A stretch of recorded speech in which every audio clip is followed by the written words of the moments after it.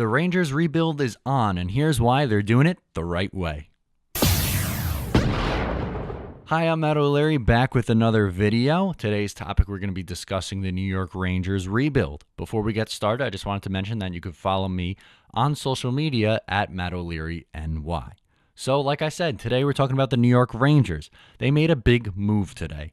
They parted ways with Ryan McDonagh and JT Miller. As tough as that is for Rangers fans to see those two guys go, it was an important move for this team to make as they're trying to jumpstart a rebuild here. They got a lot back, and that's what we're going to break down today. And we're going to discuss whether or not it's a good trade or a bad trade. Some people on Twitter are really negative about it. Some people are really positive. I'll run through the list and explain my side of the story. So, first up, who they got back was Vladislav Namestnikov, and he is a center, and he played for the Tampa Bay Lightning, of course, because that's who they made the trade with.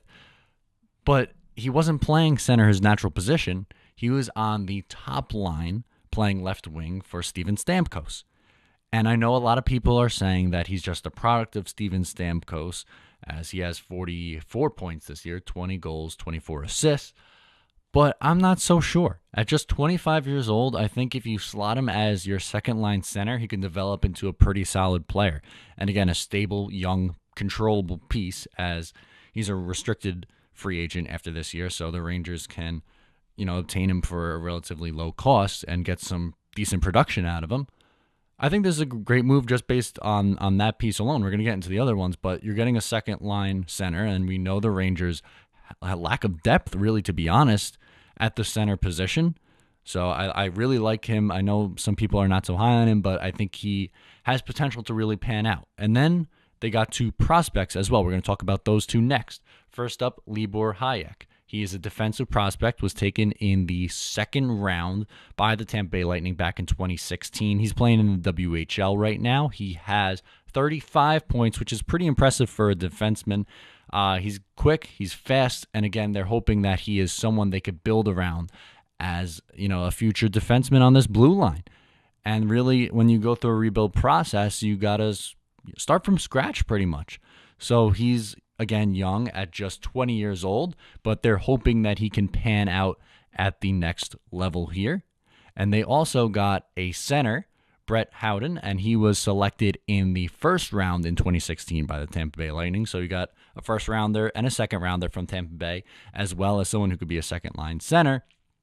And at 19 years old, he has 58 points in the WHL, 22 goals, 36 assists.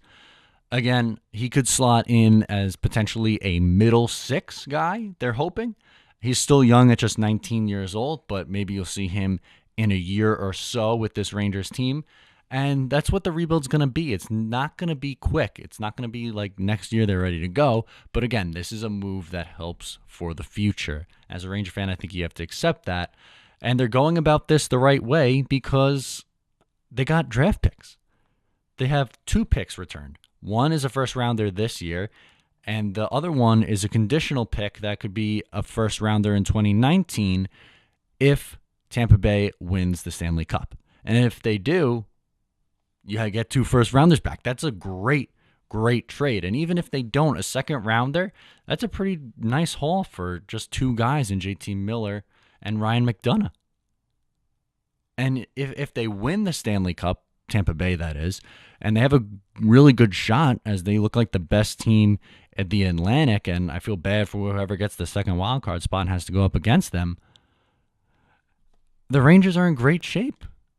You got a lot of young pieces to build around going forward, and that's what you have to do when you're rebuilding.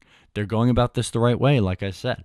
As you compare them to their crosstown rivals, the New York Islanders today, they were pretty quiet. They traded Jason Chimera away, and in return got another fourth liner here.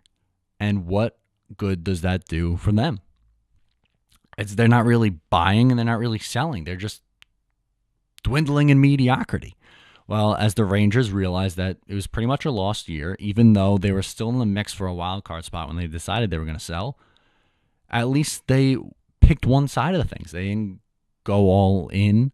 They decided to go the other way and start selling pieces off, and they got some good assets for the future, and that's all you could ask for if you're a Ranger fan. I know a lot of Rangers fans who, again, aren't happy with this deal. I, for one, like it. I think the return was fair and it has a lot of potential. And that's the excitement of a rebuild. I know it stinks when your on ice product isn't very good, but you can always look to the future. And that's what the Rangers fans are going to be doing. Your future looks pretty bright right now, and your GM has this team going in the right direction. I just wish my GM has done the same.